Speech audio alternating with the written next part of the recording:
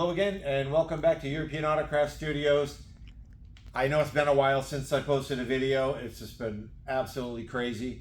A lot of projects going on, a lot of cars in and out, and nothing really worthy of videoing. I mean, you don't want to see me changing oil on a 911. So we are working more on the Ferrari engine.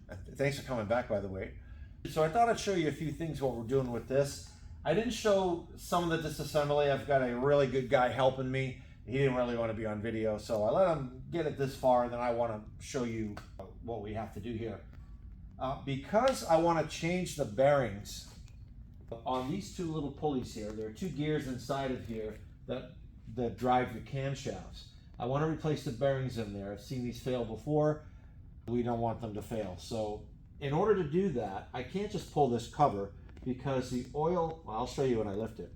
The oil sump pickup, oil pump is up front, and the tube here you can see is where the oil gets sucked out of the oil pan. You cannot remove this with that attached, so you have to take the back cover plate off, which is, they call it a sandwich plate. That comes off, and then the whole transmission assembly and lower engine housing comes off. So I'm going to lift this up so you get a better look at this.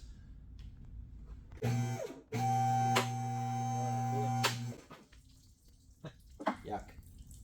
So that's that. We separated these two pieces.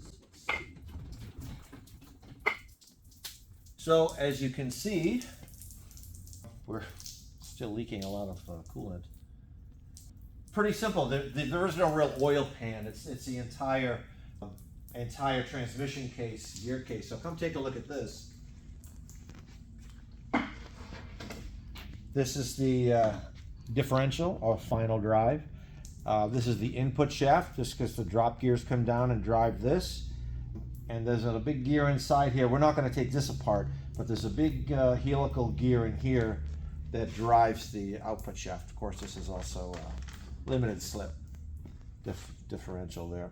So we're going to get all this cleaned up and the bearings replaced and get it all back together again. We're still waiting for a clutch. Supposedly there are not many clutches here in the US. I can't seem to get one from my regular supplier, so we're still waiting on a clutch kit for it. Definitely needs a clutch kit very badly. Another note here, look right here, the speed sensor for the speedometer, like we saw in the 944s, how it's in the back right on the transmission. This is also in the final drive, so that drives a little gear off the output shaft there, and that drives the speed sensor. So let's go back and look at this. See, we already did the valve adjustments, so that's done. We cannot get the aluminum gears. They don't make them anymore. I spoke to a few people about this that do these every day, and they said the plastic gears are fine as long as they're not starting to crack, and these are not cracking, so these will last at least a few more services. What else we got? We already have the water pump off. These bearings that get replaced. Take a look underneath.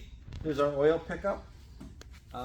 There's a windage tray here, so the oil doesn't sort of get sloshed up by the crankshaft, or the crankshaft blowing by can draw the oil up out of the oil pan. So they call it a windage tray. Not really much to see. There's a crankshaft in there, I hope. It looks like there's one in there. Should be doing fine. Come around back here, you can see the back of the crankshaft pilot bearing where the output shaft goes in for the clutch.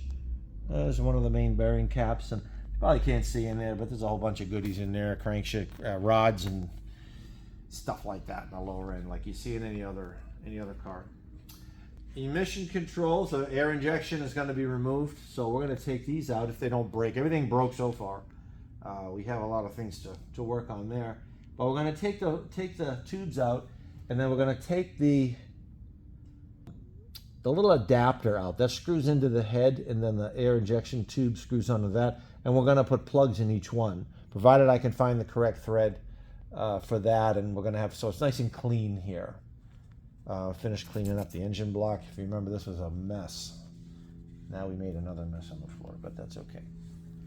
So I just want to touch base with you guys and let you know what's going on and all the work that I'm doing anyways. Me and my amazing wife are sort of working around the shop here getting things done. So let me show you a few more things that we're doing. We're going to try to get more videos out again. I want to do more than one a week now. I haven't even done one in a month, so we'll get some more out for you. But come this way, we'll show you some of the progress I'm making here. Amongst the daily work in the shop that I have to do, I'm here on the weekends as well, trying to get caught up on some work. We're moving forward on the 930 engine, the car that's been here for 2 years now. A few parts we have to plate. The plating system's got some issues with the chemicals. I'm waiting on chemicals for that so we can finish plating some parts. Mainly one of them is the oil line off the back of the engine. This feeds the turbocharger to keep it lubricated. I bought a new one, but it doesn't come in yellow cadmium, so I have to replate it and then I'll yellow chromate it with the plating system so it looks authentic and original again. All the wiring is done. I got the wiring harness done, alternator wiring. I got all new spacers and gaskets in the throttle housing, and the lower throttle air intake is on. There's so much more to do, but I can't continue until I get that part plated because it's the very bottom of the intake. What else we got going on? Messes everywhere. Let's see. Relocated shelf, so we have Corvette parts and Ferrari parts and some Bentley parts. We'll get that. It's a whole nother story with the cruise control.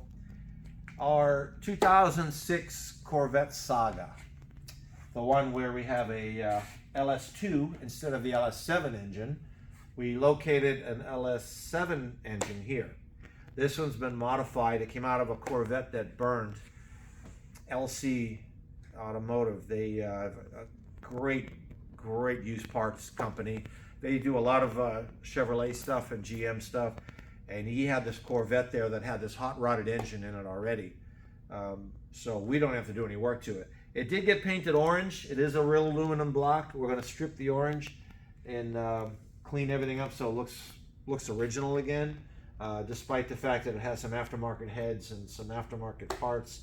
I know there's a list of parts that came with it from the original owner of the car. It suffered an engine fire on this side and burned just a little bit over here. Not too bad. We're going to repaint the valve covers, and we're going to do some of the intake. It's scorched on this side. I got everything covered up and plugged off so we can start the cleaning process. What else do we have to show you? Oh, the MG. Our MG project. The engine is in, headers are on. Working on the lines here. Somebody went crazy with the blue.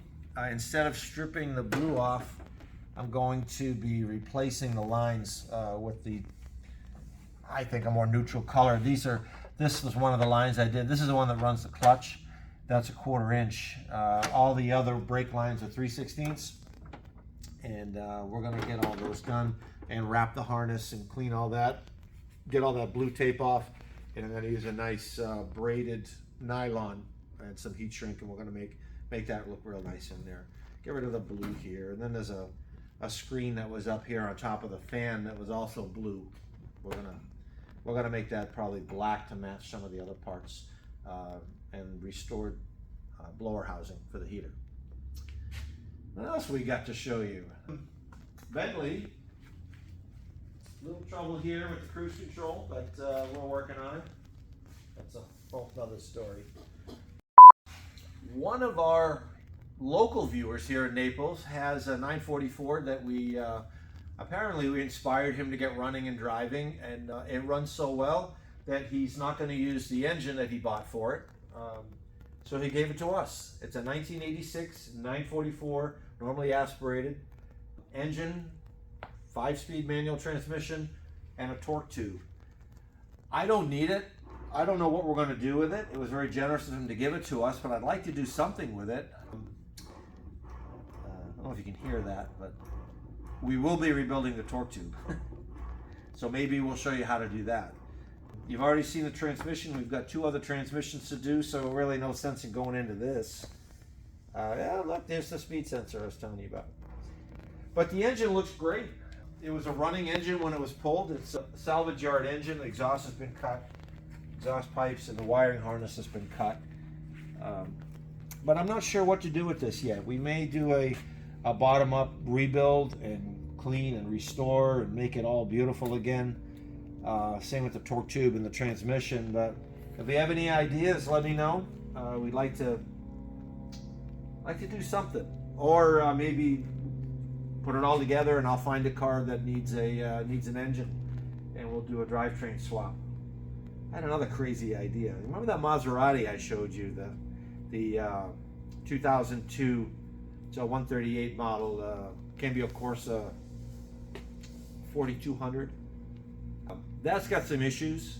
I would love to take this entire drivetrain and put it in that Maserati. Take that engine out with the paddle shifter and make it a manual transmission 4-cylinder. A lot of work, crazy thoughts, but given that we have less than a year and a half here, I probably won't be able to get to that project. So we got to do something quick and simple. But that's pretty much it. I just want to let you know I'm still here, and I will be doing more videos.